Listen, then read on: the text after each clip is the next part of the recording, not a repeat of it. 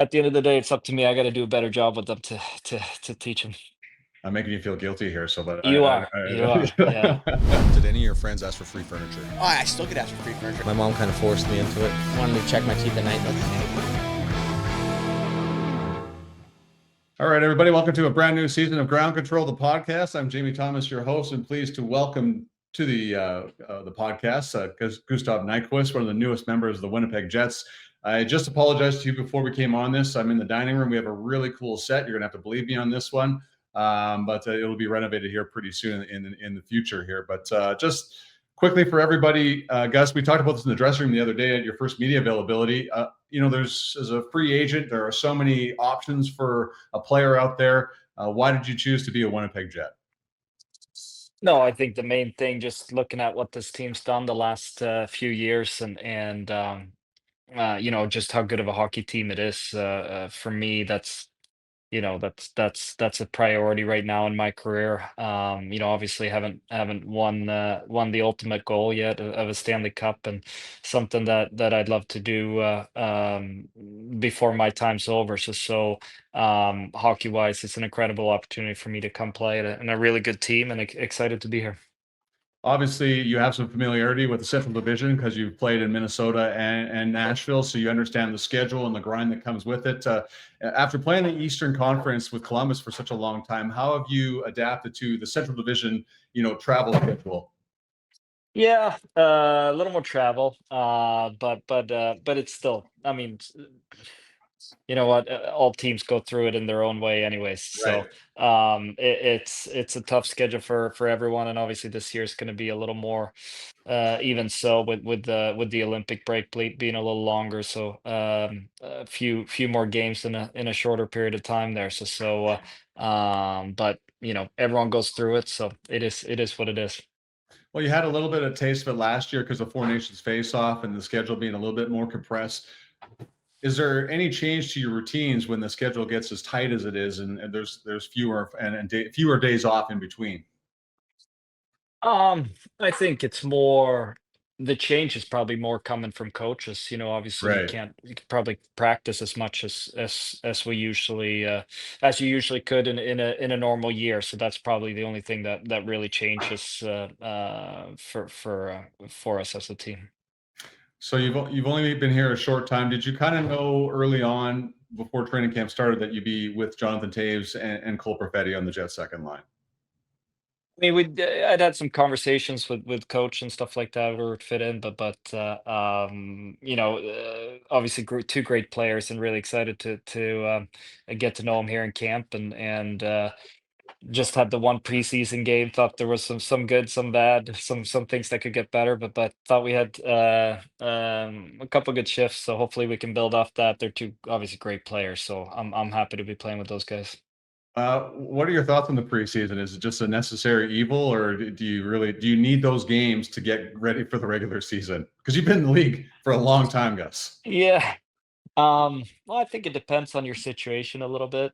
Hmm. I think a younger guy probably wants to have the chance to, that's where you really kind of show yourself. I think in Yeah. games, it's hard to judge in practice, and you need to play games, and I think even me and Taser coming into I think anytime you change teams and come into a new organization, I think it can help for sure to get maybe a couple extra games, but. Maybe if you're a little older and you've played for the same team, you could probably be without a couple. So I think it's all about your situation basically. You were a younger man in this game for the longest time. I'm just really curious, what made you decide to come to North America, one, and choose the NCAA as your first taste of North American hockey? Yeah, good question. In Sweden, you can't really do both. After you're done your high school, you kind of have to choose to go pro or you go to university and study. And I think for me, just to have the chance to get an education, if hockey doesn't work out, I think I was probably a pretty realistic when realizing that it's you need to get lucky, and a lot of things have to align if you're going to make it all the way. And I thought it'd be a good idea to have something to fall back on if you get hurt, or if hockey Right. doesn't work out for you all the way. So I think that was really something that stood out to me, and just a cool experience to go and kind of, I mean, obviously the big goal is to make the NHL, and try the small rinks a little bit and stuff like that. Right. And so when you're at the University of Maine, what was your focus in terms of studying, and what was your interest? Well, you start off kind of figuring it out, but I ended up going to Mhm. business finance, and here I am talking about this school, so I never finished, I never graduated. So uh, I Well, you guess were interested at the time. You, yeah, you had good exactly. intentions. Yeah, I have about just over a semester left, but I've also had that for 14 years now, so I don't know. We'll see if I do it or not. Yeah. Do you think you will? Like, I mean, when you retire, do you think I there's a mean, I possibility say you'll I finish that hope I off? do, but yeah, I think I'll let that be unanswered. We'll see how it goes after. Well, you have some distractions too. Like you have a family and everything like that. It kind of puts the education on the background when you have others distracting you a little bit, does it not? Yeah, a little bit. Yeah, no, for sure. But it would be nice to get done. If it's something I'd be proud of for sure. And there's guys that have done it. I know I Mhm. played with I think McDonough when we were in Nashville together. I think he Right. finished it then, I'm pretty sure. But I mean, obviously there's been plenty of examples that guys that have taken some last classes while they're still playing. So it's doable. You just gotta put your mind to it. Well, did you enjoy class, the university Yeah. life, and that aspect from the I edge? think I enjoyed hockey more, but Right. but I had a great experience at Maine. Awesome Beautiful time, campus, though, right? Like just yeah, and hockey's the big sport there, which was a lot of fun. The fans were crazy and great. They used to tent outside the night before the big games. It was pretty wild to see, a lot to be thankful for Maine. when you first came to the National Hockey League all those years ago, did almost 900 career games in the league seem a possibility to Uh, no, probably not. I mean, you? no, I've been fortunate. It's been a great journey, and a great yeah, to be a part of. And I think I was lucky to come into the Detroit system. Where when I started, it was a little different. You were young at 30 on that team. I remember I walked into the Yeah, locker room, yeah, and it was a pretty pretty big names. It was a little intimidating, but few, a lot of those veterans still, friends for life, and it took me under their, kind of mentored me, and really really good organization to come to for me personally, with all the Swedes kind of showing me the ropes. yeah. Certainly, Detroit has had plenty of success with the Swedish players over their history. But who, in particular, would you say stands out in terms of taking you underneath their wing when you joined the Red Wings?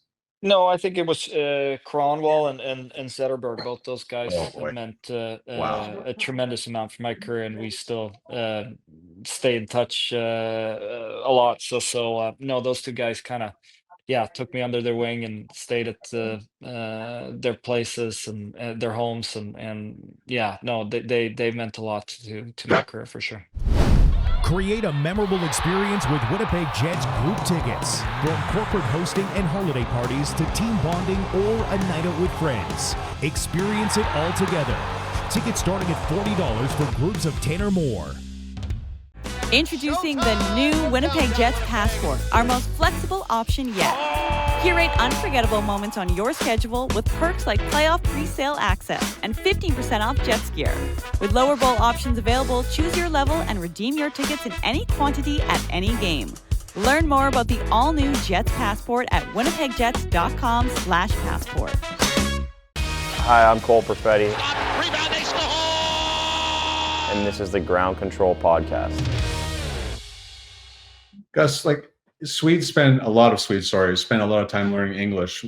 Over your time here in the National Hockey League and starting college, did any of your teammates try to learn Swedish at No, all? And if no, no. because you make such a huge effort to learn English, right? So before you come over, I've always wondered if these teammates try to learn Swedish. Is it because it's too hard, or is it just like I've always wondered about that? Yeah, it's probably too hard. I mean, well, I'm sure they all could if they put their, Yes. into it, no, it wouldn't be the most useful language outside of, Right. in the world to learn. But no one's really tried, I guess.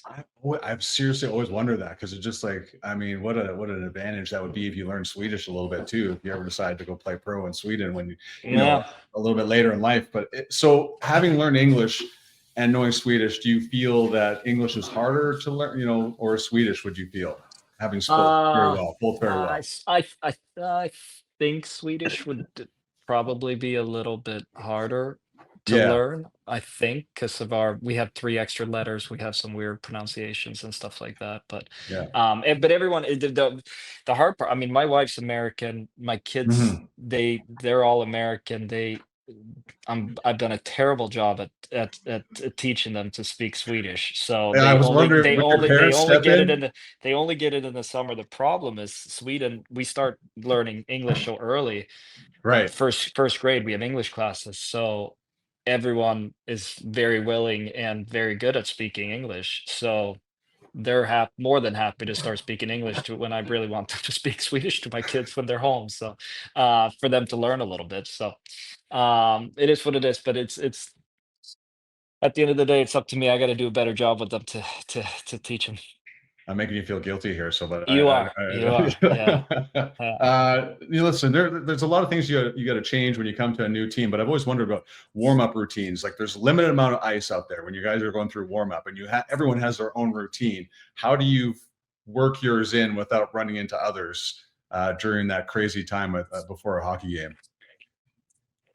Yeah, I mean, coming to a new team, it's always you kind of have to. It takes a few games to you kind of want to do your thing, but you kind of go with the flow too. And there's some stretching spots on the ice that you probably guys typically sit at. You got to kind of find your spot there and not run into people. But so it probably takes a few games to kind of get into groove. You might have to change some things, but usually you can kind of do what you've been doing for the warm ups itself is fairly similar to most teams run the same Right. drills.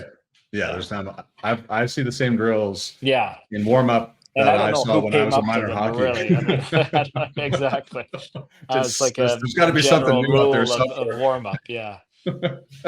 So is it stressful when you first step on the ice and you're doing your warm up routine? Because a lot of guys are superstitious and they have to do their set routine most times to feel comfortable heading into a hockey game. Yeah. Luckily, I'm not too superstitious. So Right. I don't need any special things done, really. I mean, yeah, I do the same things, but if it doesn't get done at a certain point or a certain way, I'm not gonna spend too much time It's not going to thinking throw you about it. So off. no, it won't. Warm ups, I'm okay with. I did some deep research on this one. There's over 25 different hockey cards out there of you from your time in the National Hockey League. Do you have any of those? Do you keep any of them around, or was it a novelty when you first came to the league to have a hockey card? Hockey card. Yeah, I mean, I usually you get sent some to you from the companies or the PA or Right. something. So I have a big box at home just to keep to give away to friends' kids or whatever. So you do collect over a few years. How many did you say I have? There's over 25 different individual cards of you out there. Okay. Well, Yeah. yeah, probably means You I know, played time for a lot of on top teams of teaching too. the kids Yeah, Swedish, yeah, it's getting all 25 of yeah, your cards out there. yeah. I definitely don't have all 25. I'll tell you that. Tell me this: who was your favorite player growing up? Peter Forsberg, I would say. Okay, That's one that stands out. so when you got to meet him, was it exciting? What was that like? You know what? I think I've just shook his hand quickly once. I've never really Right, had a chance to talk to him, so I guess we'll see when I do. right. And then favorite non-Swedish player growing up. Ooh, that's a good one.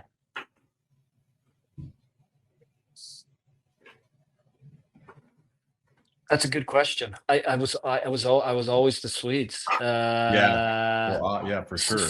Delaney probably sticks out. I Mhm. probably Are stuck you with the allowed to like a European Finn? guys. Are you Yeah, allowed it's to like okay. I mean, Finns? probably Yeah. not, but he's a good Yeah. player. Well, yeah. I think it'd be Um, okay on that one. yeah, maybe Yager stuck Yeah. out too. Probably, Pretty yeah, good. stood Yeah. out. Yeah, so yeah, There's a couple of good yeah, choices. yeah, yeah. Can you explain to me, like, we always, like, here over in North America, when the World Hockey Championships are on, it's in May, and hockey and Stanley Cup playoffs are going on. Can you kind of speak to how huge of an event the World Hockey Championships are at that time of year for everybody in Europe? Yeah, yeah. I mean, it's such a big event, and obviously, coming to last year was in Sweden, Yeah. which is it's really cool to see the country come together and cheer you on like that, and I was fortunate to win gold in 2018 Mhm. in Copenhagen, and Yeah. crowd was amazing, and it's so cool coming back to Stockholm, your capital city. They shut down the big square, and thousands of people kind of gather, and kind of shows you how big the sport is back home. So that was a pretty cool feeling. Now, we've seen a lot of Stanley Cup parades get a little crazy in terms of partying. What's that like for a World Hockey Championship celebration, especially with that many people celebrating with you at winning a big event like that? Yeah, no, there's a couple good days there of partying, but typically you kind of split up. Probably, I mean, I would assume a little faster in the World Championship because you're going separate ways, and you don't have a home base in the city that you won in, so you're on your way kind of fast. I think where I would assume the Stanley Cup celebration would probably continue on a little bit longer in the city you won. Well, listen, last one for you before I let you go, because we've got a long road ahead for the regular season start. But what's got you excited the most about opening night when Dallas comes to town and you officially become a Winnipeg Jet that night? Yeah, no, it's gonna be great. Playing many games as an away team in this building. I know the crowd's incredible here, and to be a part of this organization now, and start our journey for this season is exciting. I think everyone in that room is already thinking about that first night against Dallas. So we're all excited and gonna be ready to go. Well, really appreciate your time. And listen, best of luck to you this season, and welcome to Winnipeg. Awesome. Thank you so much.